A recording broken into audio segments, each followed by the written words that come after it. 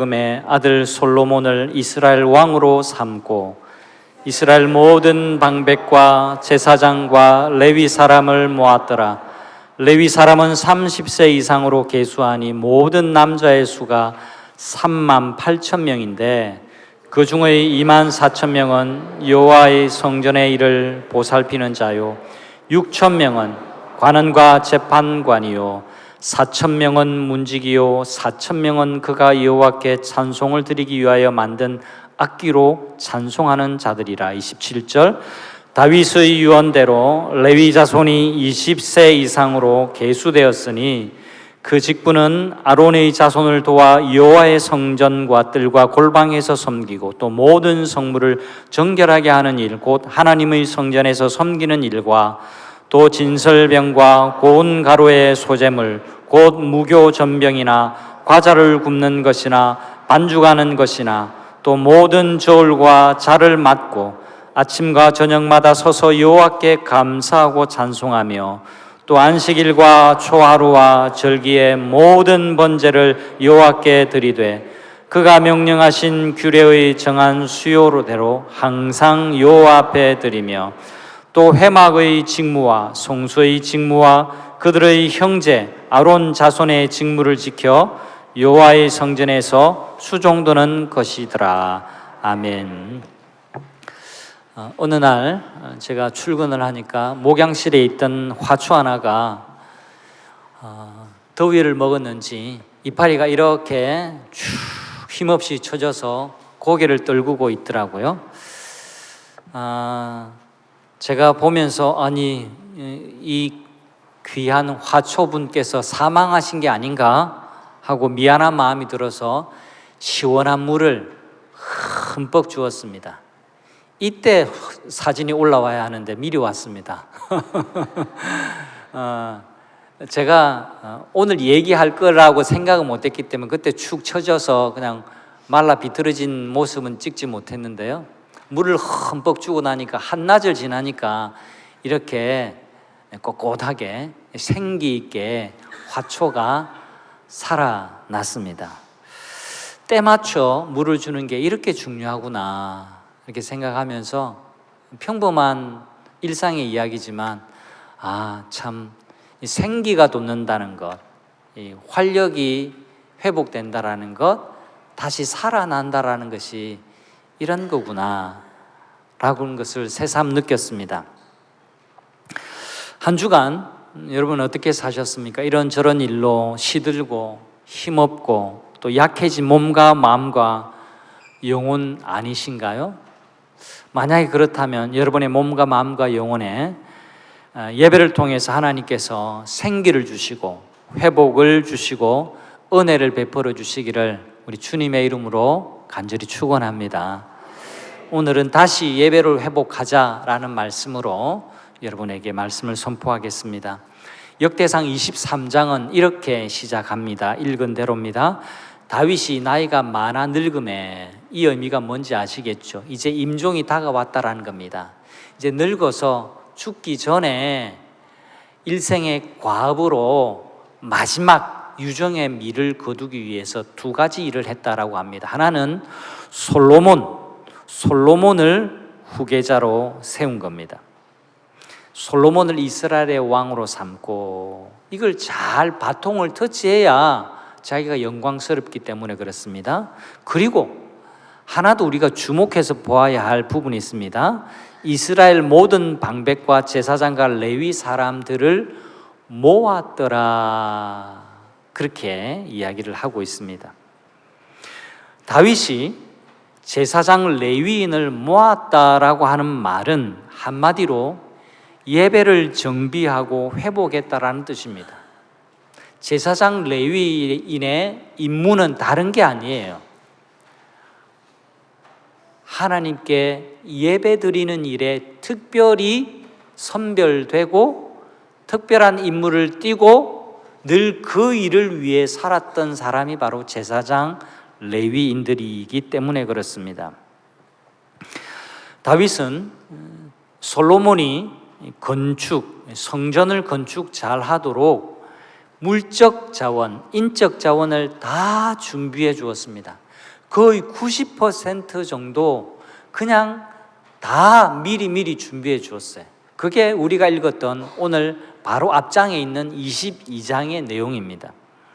그리고 오늘 본문 23장에는 성전 시대에 걸맞게 예배의 제도, 제사 제도를 세우는 일을 위해서 제사장 레위인들을 한 곳에 모았습니다. 그리고 예배를 바로 세우기 위해서 레위인들을 조직적으로 세워서 사명을 감당하게 합니다. 6절에 보시면 다윗이 레위의 아들들을 게르손과 그핫과 므라리에 따라, 그 뒤가 중요합니다, 각 반으로 나누었다. 전에는 그냥 레위인 한 뭉탱이라, 이렇게 말이 좀 이상했습니다. 한 뭉탱이라고 하니까 그냥 레위인 한 그룹으로만 했는데, 이제는 각 세 아들 므라리, 그핫, 게르손, 여기에 후손들이 다 레위 제사장들이거든요. 이 세 아들들을 따라서 반을 만들었다. 이 말은 더 쉽게 이야기하면 조별로 만들었다. 우리 수련회 오늘 영상 보셨지만 중고층이 이렇게 다 뒤섞여 가지고 각 조별로 구성에 맞게, 그때 몇 조 했습니까? 아마 한 7개 조 했다 칩시다. 우리 7개 조로 나누어서 다 이렇게 공평하게 자리에 앉고 공평하게 식사하고 공평하게 또 이렇게 활동을 하도록 그렇게 한 것과 같다라는 뜻으로 이해하시면 됩니다. 자, 24개 반으로 나누었으니까요, 이 24개 반으로 있는 이 사람들은, 각 반에 속한 사람은 1년에 2주씩 성전에 나와서 예배를 봉사하는 일을 위해서 시간을 특별히 드리고 헌신 봉사하겠습니다. 24개 반이니까 2주씩 맡으면 52주가 거의 채워지는 거거든요. 나머지는 또 조금씩 분할합니다. 그래서 2주 동안은 성전에 나와서 하나님을 예배하는 일에 집중해서 하게 하고, 나머지 50줄은 이 레위인들이 사는 각 마을, 각 사는 성읍, 도시, 자기 집에서 그 주변에 있는 백성들에게 율법을 전수하는 일, 율법을 가르치는 일을 평상시에 했던 겁니다. 그리고 이 레위인들에게 4개의 직무를 나누어서 그 역할과 사명을 부여했습니다. 인원을 배치했어요. 24,000명은 성전에서 예배 직무를 감당하게 했습니다. 이때는 제사를 드리는 예배 방식이었으니까요. 제사를 드릴 때는 짐승이 오면 짐승을 잡습니다. 짐승을 뒤처리하는 이 일이 보통 일이 아닙니다. 그리고 성전 도구들을 씻고 닦고 말리고 관리하고 이런 일들을 하는 사람이 24,000명이었어요. 그리고 6,000명은 건물 관리와 재판을 맡겼습니다. 여러분, 이 건물이라고 하는 것은요, 건축물이라고 하는 것은 관리하지 않으면 금방 상하게 됩니다. 재판은 사람 사는 곳에는 항상 갈등이 있게 마련이에요. 이 갈등을 조정하고 서로 화해하게 하고 또 서로 변상하게 하고, 이런 재판을 하는 일에 이 6,000명은 집중을 했습니다. 그리고 4,000명은 문지기 역할을 하게 했습니다. 여러분, 건물이라는 것은 더 이상 이제 옮겨 다니지 않잖아요. 이전에 성소시대, 하나님의 언약궤 장막 시대에는 늘 광야에 이곳저곳 다니면서 장막을 걷었다가 또 펼쳤다가 또 세웠다가 또 걷었다가 이런 일을 했습니다만, 이제 성전을 지으면 건물이 옮겨 다니지 않습니다.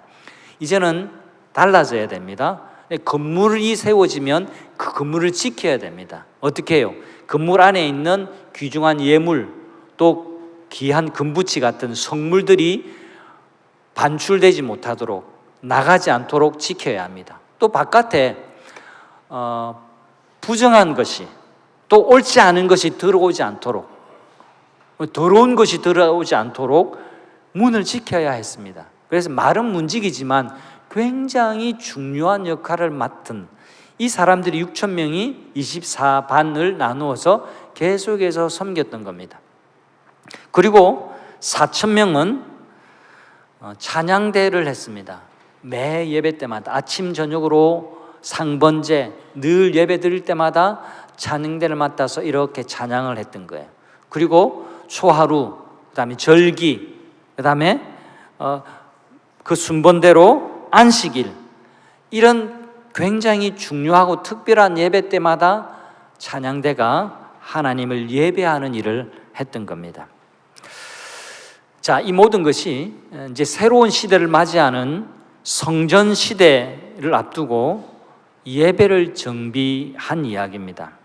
방금 말씀드린 대로 성막 시대에는 이동하면서 성물을 옮겨야 했습니다. 번제단, 그 다음에 떡상, 그 다음에 금촛대, 그 다음에 법궤, 그 다음에 휘장, 이 모든 것을 메고 지고 옮겨야 했지만 성전 시대, 이제 고정이 되어 있는 성전 시대는 다를 수밖에 없습니다. 달라야 했습니다. 그래서 시대에 맞는 예배를 준비했던 거예요. 다윗이 말년에 후계자를 세우는 것, 솔로몬을 세우는 것과 더불어서 특히 예배를 섬길 사람을 세우는 일에 집중한 이유가 있습니다. 그것은 다윗의 목표는 건축주가 되는 게 아니었기 때문에 그래요. 놀랍게도 하나님이 다윗, 네가 성전 건축 못할 거야, 내가 원하지 않는다, 그렇게 말씀할 때 그 목표는 접었습니다. 건물에 대한 목표는 접었습니다만 다윗이 참된 예배를 드리는 예배 공동체가 되고 자신이 정말 하나님께 정성을 다해 예배 드려야 되겠다라는 이 삶의 목표는 그는 거두지 않았습니다. 하나님께 바른 예배, 영광스러운 예배를 드리기 위해서 예배 드릴 사람을 모으고 그들을 조직하고 그들에게 역할을 부여하고 그들이 잘 섬길 수 있도록 임무를 부여했다라는 이야기가 바로 23장 1절과 2절 말씀입니다. 여러분, 왜 이 일에 집중했을까요? 그것은 예배가 바로 세워져야 성전 건물이 비로소 성전이 될 수 있었기 때문에 그렇습니다. 예배가 무너지면 아무리 멋지고 웅장하게 성전을 건축할지라도 그것은 성전이라고 말할 수 없기 때문에 그렇습니다. 성도 여러분, 우리 교회 예배가 소중한 이유는요, 이 건물이 비싼 재료로 지어졌기 때문이 아닙니다. 우리 교회가, 또 우리 교회에서 드리는 예배가 소중한 이유는요, 바로 여러분 한 분 한 분이 소중하고 귀한 하나님의 자녀가 이곳에 모여서 하나님을 진심으로 예배하기 때문에 여기 있는 동부산 교회는 굉장히 귀하고 소중한 공간이라는 점을 기억하시기를 바랍니다. 여기서 레위인들을 각 영역에 세우고 사명을 부여한 장면을 눈여겨봐야 됩니다. 이제 오늘날 우리 이야기로 돌아와 봅시다. 다윗이 그랬다고 하는데, 자, 우리의 이야기로 돌아와서 오늘날 우리의 예배도 마찬가지입니다. 예배를 인도하고 또 설교를 하는 목회자만 이 예배 가운데 중요하게 서 있지 않습니다. 여러 직분과 봉사자들이 지금 우리의 예배 가운데 있습니다. 그걸 지금 우리가 경험하고 있잖아요. 여기 목사만 있는 게 아니라 찬양을 드리는 찬양대가 있고 성도들 대표해서 기도를 올려드리는 대표 기도자가 있고 봉헌자가 있습니다. 각 이 예배를 맡은 자가 있는 겁니다. 여러분, 가까이 앉아 계시든 멀리 앉아 계시든 구경하듯이 예배를 드리지 않으시기를 바랍니다. 여러분 한 사람 한 사람이 예배를 봉사하는 섬기는 사람들이라는 사실을 잊으시면 안 돼요. 예배의 구경꾼 자세를 버리시기를 바랍니다. 예배의 참여자가 되시기를 바랍니다. 여러분은 과연 어떻게 예배를 드리고 있을까요? 여러분은 과연 어떻게 예배의 임무를 수행하고 있을까요? 예배 시간 안에는요, 일어났다가 앉았다가 함께 기도했다가 그게 바로 여러분의 임무요, 여러분의 참여요, 여러분의 사명입니다. 연세 많은 분, 불편한 분은 일어나는 시간에 안 일어나셔도 됩니다. 제가 여러 번 말씀드리지만 그래도 힘들게 일어나려고 하시는 분이 계신데 그렇게 하지 마세요. 앉으셔도 됩니다. 그러나 여러분, 앉았다 일어났다 이 왜 하느냐? 심심해서 하는 게 아니에요. 여러분이 지금 참여하는 것을 몸으로 드리는 예배인 거예요. 그리고 우리의 자세를 고칠 때에 우리의 마음도 바로 잡아지는 것이고, 이 자세를 고치고 순서를 따라할 때에 모든 집중은 하나님께 있는 겁니다. 우리의 예배에 최종 영광을 받으시는 분이 누구세요? 하나님이십니다. 하나님께 집중하기 위해서 이렇게 찬양하는 거예요. 우리가 하나님께 집중하기 위해서 찬양단이 따로 이렇게 찬양을 하는 겁니다. 하나님께 집중하기 위해서 우리 훌륭한 반주자들이 함께 하는 겁니다. 하나님께 집중하기 위해서 찬양대가 미리 찬양을 준비해서 준비된 찬양으로 하나님께 영광을 돌리는 겁니다. 우리가 하나님께 집중하여 예배드리고 하나님께 영광을 돌리기 위해서 설교도 미리 준비해서 묵상하고 하나님께 말씀을 받아서 여러분에게 선포하는 겁니다. 이걸 잊으시면 안 돼요.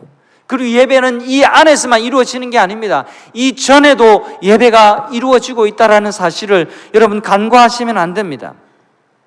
많은 직분자들이 있습니다.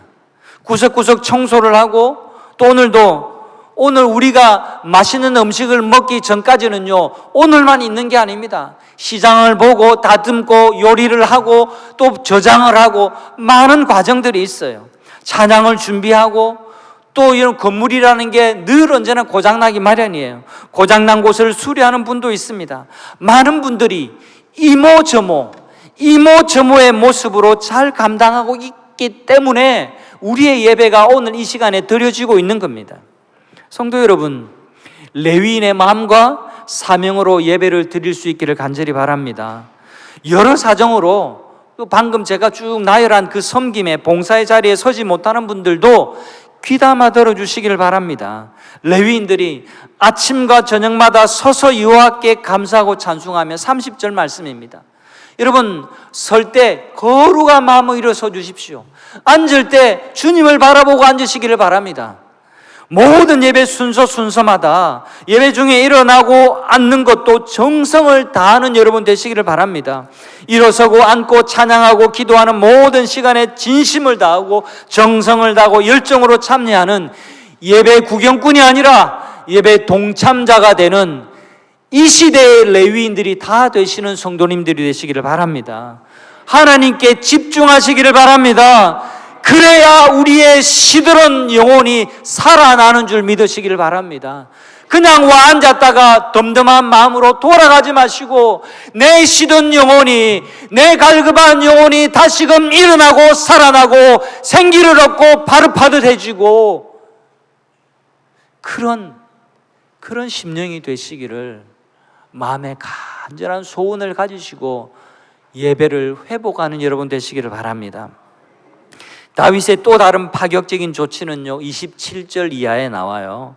자, 27절 다시 한번 보겠습니다. 다윗의 유언대로 레위 자손이 20세 이상으로 계수되었으니, 이제 본격적으로 유언이라고 말합니다. 자, 앞부분에는 30세 이상이라고 했는데 이제 유언대로 20세 이상으로 레위 자손 남자가 계수됩니다. 여러분, 민수기 4장 3절에 보면 모세 율법에 의하면 레위인, 특별히 예배 봉사하는 이 레위인들의 임무가 30살부터 50세까지 이 사이에 있는 남자들이 감당하게 되어졌습니다. 그런데 흥미롭게도 그 기준이 20세로 내려가요. 그 이유는 광야 시대에 지나오면서 이제는 왕국 시대에 살면서 정착을 했고, 여기서 이제 농사도 짓고 여기서 이제 삶을 영위해 가니까 인구가 많이 불어났기 때문에 더 많은 예배 봉사자가 필요했고, 그 다음에 그 필요에 의해서 레위인은 성전 봉사의 기준이 20세로 낮아졌다라고 해석하는 학자들이 많습니다. 저도 그렇게 이해합니다. 중요한 것은 성막 시대의 율법과 제도를 이제 성전 시대에 맞게 과감하게 수정하고 개혁했다라는 점을 우리가 알 수 있어요. 말씀드린 대로 성막 시대 때는 다르거든요. 인구도 그렇게 많지 않았어요. 이제는 성전 시대, 새롭게 되어졌잖아요. 이제 새로운 예배의 방법과 예배 섬김의 필요가 생겨났던 겁니다.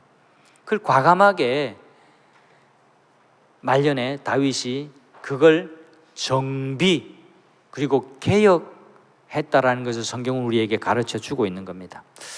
이 말씀을 묵상하다가 지난주 읽었던 신문의 한 내용, 우리 교단 신문의 한 내용이 생각이 나서 여러분에게 좀 소개해 드릴까 합니다. 굉장히 흥미로운 이야기인데요. 교단 신문 지난주 판에 보면 독자마당이 있는데 이 독자마당에 한 은퇴 목사님이 이런 글을 올렸습니다. 짤막한 글인데요. 강단에서 신을 신어야 합니다. 이게 글 제목이에요. 이게 무슨 말인가 하고 제가 쭉 보니까 이 은퇴 목사님이 현역의 목사로 있을 때는 늘 우리 교회 예배를 인도해야 되니까 다른 교회 다닐 이게 그렇게 많지는 않았답니다. 그런데 은퇴하고 이제 뭐 자유롭잖아요. 은퇴하고 교회를 이리저리 좀 다녀보니까 아니 세상에 생각보다 아직도 강단에 신발을 벗고 슬리퍼 신고 올라가는 교회가 제법 많더라는 겁니다. 그걸 보고 강단에서 신발을 신어야 합니다. 이 결론이 그거예요. 자, 제가 좀 이제 설명을 드릴게요. 왜 이 이야기가 나왔는지. 이제 오래 어릴 적부터 지금 뭐 60, 70대까지 신앙생활을 하는 분은 제 이야기가 좀 이해가 될 겁니다. 여러분, 우리나라에 복음이 들어온 지 지금 대략 140년 정도가 되는데요. 처음 예배당이 생길 때는 우리 생활 문화가 온돌 문화였어요. 그래서 다 좌식이었어요. 근데 예배당도 마루로 돼 있습니다. 지금 이런 도끼다시 이게 아니었단 말입니다.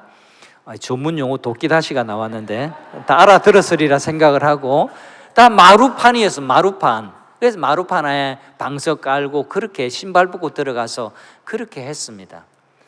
근데 이제 세월이 지나다 보니까 여러분 의자 문화가 우리에게 이제 들어왔잖아요. 지금 다 여러분 의자에 앉아 있습니다.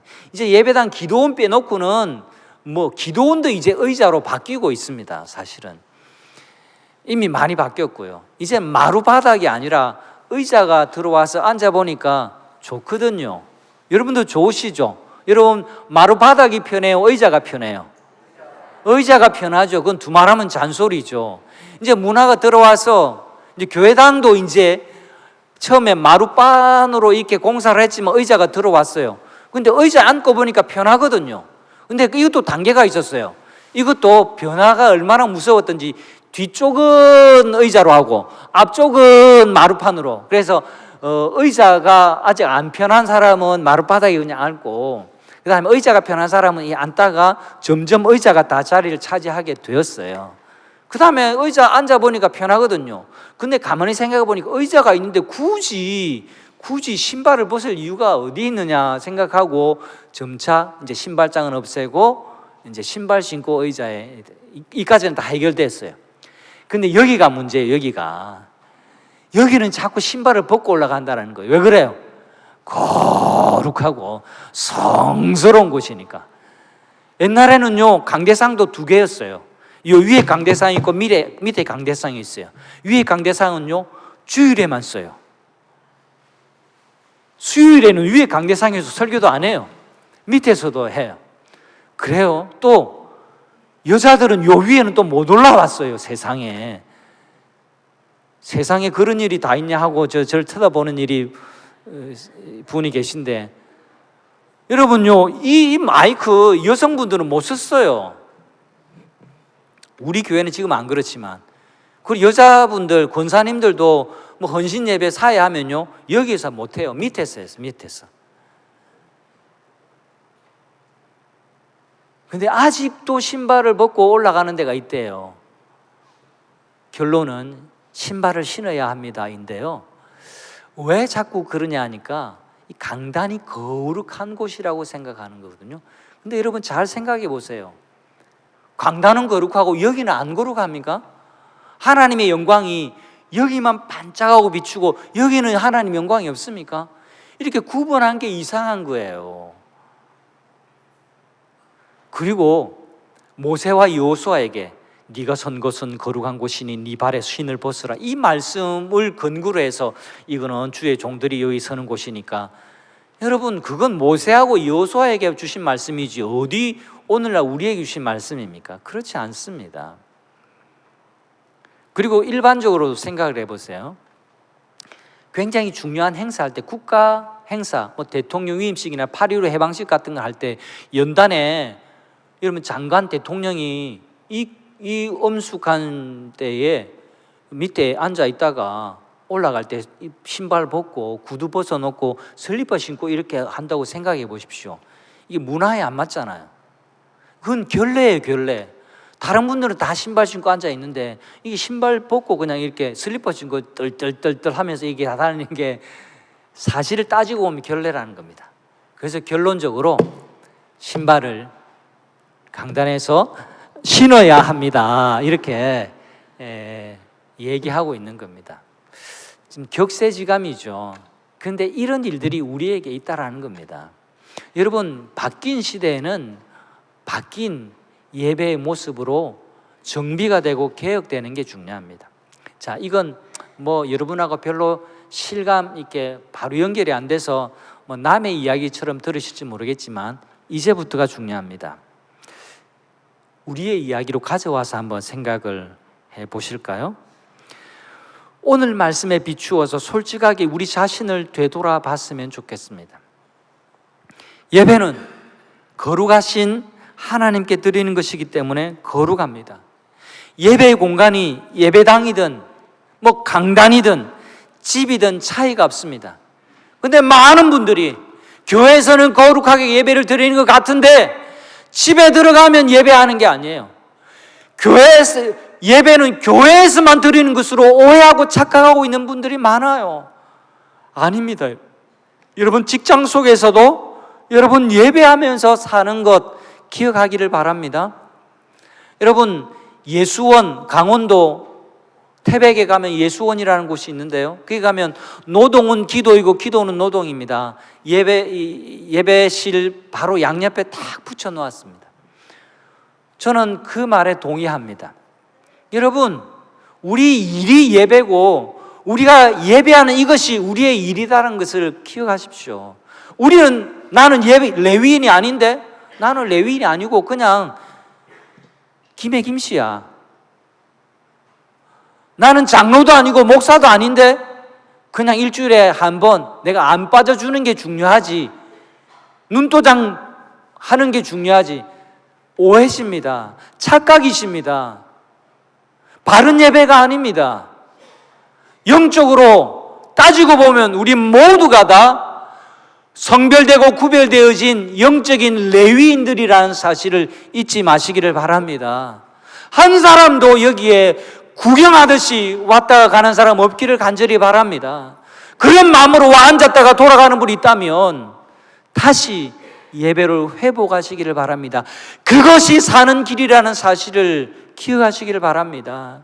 여러분의 영혼이 시들어 말라 비틀어져 죽어가고 있는데도 불구하고 그냥 예배 없이 하나님 만나지 않고 돌아가고 있는 그런 예배를 드리고 있다면 여러분 마음에 세워진 예배의 규칙들을 다시금 정비하시기를 바랍니다. 그 마음에 여러분 사명을, 역할을 부여하시기를 바랍니다. 그냥 앉았다 일어났다 그냥 입술을 달짝하는 그런 예배가 아니라 땀이 흐르도록 찬송하고 뚫어져라 설교자를 바라보고 하나님의 말씀에 경청하는 여러분 되시기를 바랍니다. 여러분 마음속에 불같은 말씀이 주어지고 몽둥이와 같은 말씀이 여러분의 심령을 두들겨 깨울 수 있기를 간절히 바랍니다. 매번 드리는 예배라고 다 똑같은 예배가 아니에요. 여러분, 식물이 하루아침에 죽지 않지만 점점점 시들어 가면서 죽는다라는 사실을 우리가 알고 있지 않습니까? 여러분, 예배를 결정하는 요소는 장소가 아닙니다. 우리의 마음이고 정성이며 진심이라는 것을 잊지 마십시오. 다윗은 말로만 예배를 드리지 않았습니다. 행동으로 예배한 참 예배자였어요. 예배의 성공자였습니다. 언약궤가 예루살렘으로 그냥 뺏겼다가 90년 동안 잃어버렸던 그 언약궤가 예루살렘으로 들어올 때 너무너무 좋아서 바지가 내려가는 줄도 모르고 덩실덩실 다른 사람 의식하지 않고 그냥 그 기쁨을 하나님 앞에 표현할 정도로 진심을 담은 예배자였습니다. 실천하는 예배, 바른 예배, 진정한 예배가 되도록 그는 하나님의 부름을 받기 직전까지 예배를 정비하고 개혁하는 노력도 게을러하지 않았습니다. 사랑하는 교우 여러분, 나는 얼마나 예배에 진심으로 참여하고 있는지 스스로 자문해 보시기를 바랍니다.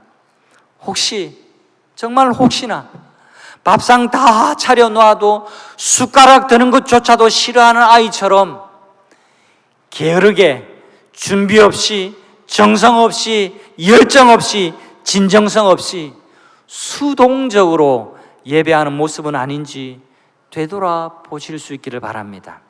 오늘 수련의 영상 속에 한 청년, 학생의 인터뷰가 정말 인상적이었어요. 청년들과 우리 교회에 이런 예배의 부흥이 일어나기를 소망합니다. 뭐라고 고백했는지 여러분 기억나십니까? 하나님을 위한 예배가 아니라 나를 위한 예배를 드린 적이 많은 것 같은데 우리 모두, 우리 중고청 모두 주님만을 위한 예배를 드렸으면 좋겠다. 그게 수련회 때 주셨던 감동이에요. 우리 중고청뿐만 아닙니다. 우리 어린아이부터 우리 노년에 이르기까지 모든 성도님들이 정말 나를 위한 예배가 아니라 하나님을 위한 진정한 예배, 바른 예배, 정성을 다한 예배, 하나님의 임재가 가득한 예배 드리는 우리 예배 공동체, 우리 동부산 교회가 되기를 간절히 소원합니다. 여러분, 다시 예배를 회복하십시오. 그래야 생명 있는 삶, 풍성한 삶을 살아갈 수 있기 때문에 그렇습니다. 다윗은요, 예배의 성공자였습니다. 늘 예배자로 살았어요. 그래서 하나님의 마음에 합한 자라는 평가를 받았습니다. 근데 여러분, 다윗을 가만히 생각해 보면 다윗은 완전한 사람은 아니었습니다. 다윗도 죄를 지었어요. 21장에 보면 우리가 지금 그 이야기를 읽고 있는 거예요. 오늘 본문 바로 앞장에 보면 21장에 인구조사를 하지 말아야 되는데 하나님을 신뢰하지 않고 인구조사를 해버리는 죄를 짓습니다. 그래서 하나님께서 다윗에게 벌을 내리세요. 갓 선지자를 보내셔서 책망합니다. 그때 다윗은 두말 없이 납작하고 엎드립니다. 뿐만 아니에요. 역대상에는 기록되지 않았지만 사무엘상에 보면 이 다윗이 바세바를 간음합니다. 바세바의 남편도 죽입니다. 돌이킬 수 없는 죄를 짓습니다. 그리고 왕으로 살았습니다. 어느 날 하나님께서 나단 선지자를 보내셔서 어린 양새끼 비유를 들려주시면서 네가 바로 이렇게 파렴치한 도둑놈이고 살인자다라고 꾸짖을 때 다윗은 딱 한마디 합니다. 내가 하나님 앞에 죄를 범했습니다. 그리고 납작 엎드립니다. 그리고 깊이 회개합니다. 제가 변명하지 않았습니다. 사울과의 차별점은 바로 그겁니다. 사울도 죄를 짓고 다윗도 죄를 짓습니다. 우리도 죄를 짓고 우리도 잘못된 판단을 합니다. 하지만 다윗은 그 앞에 회개합니다. 성도 여러분, 회개가 예배라는 사실을 기억하십시오. 회개가 예배입니다. 회개하고 정신을 차립니다. 생각을 전환합니다. 이 생각의 전환에서부터 다윗의 행동의 전환이 나옵니다. 펑펑 하나님 앞에 울고 죄를 고백합니다. 그리고 다시는 그 죄를 짓지 않습니다. 여러분, 다윗은 죄를 인정해요. 회개가 예배입니다. 회개는 내 생각을 전환하는 거예요. 생각의 전환이 행동의 전환을 가져옵니다. 예수님이 오리지널 복음을 선포하셨습니다. 회개하고 복음을 믿으라. 회개해야 돼요. 회개를 너무 큰 것으로 너무 끔찍한 것으로 생각하지 마십시오. 회개는 내 생각을 접는 겁니다. 내 생각이 틀렸고 내 생각이 잘못됐다는 것을 인정하고 하나님의 생각으로 돌이키는 거예요. 그리고 내 행동을 수정하는 겁니다. 여러분, 생각을 고치고 돌이키는 자를 하나님이 살리심을 믿으시기를 바랍니다. 진심을 다하는 예배를 통해서 우리는 하나님을 만날 수 있습니다. 사랑하는 성도 여러분, 다시 예배를 회복하는 성도님들, 성도님의 가정, 우리 교회 공동체가 되기를 우리 주님의 이름으로 축원합니다. 아멘. 우리 함께 오늘 처음 불렀던 찬양, 우리는 주의 움직이는 교회, 이 찬양